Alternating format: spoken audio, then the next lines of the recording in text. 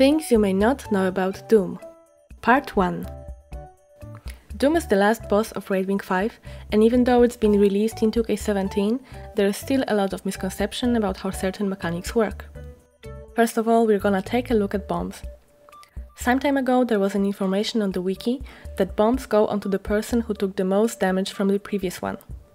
And even though it was deleted from the wiki over a year ago, many people still believe that it's the case. This one is very easy to test, so let's take a look at my recent Dhuum POV. I'm the closest one to the person exploding the bomb, and you can see that I clearly took the most damage from it, so I should be the one getting the next bomb, right? Well, it's not what happens. Someone else got the bomb instead. So, this is just a myth and it's not true.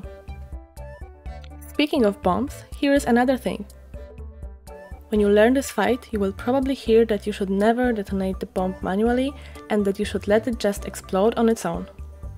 What some people believe is that by detonating early, you simply force more players in total to have to deal with the bomb, because once you detonate it, another one will spawn. Well, it's not exactly correct. There can be a maximum of 4 bombs during the pre-event and 5 during each of the burn phases.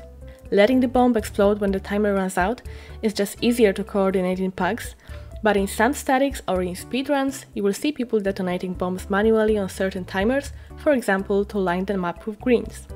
Exploding bombs early in the pre-event is actually good because it prevents the situation where a tank gets the last bomb, runs with it to tanking position and kills everyone who followed them and didn't notice the bomb above their head. If you explode all the bombs early, the last bomb will never line up with boss spawning. One other thing that I want to mention about bombs is that they are removed by the greater death mark, also known as Big Dip. So if you get a bomb, let's say 5 seconds before the Big Dip, you can just stay with it in the group and it will disappear. By the way, the same applies to shackles.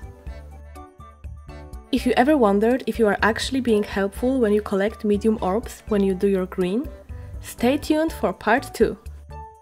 See you next time and happy raiding!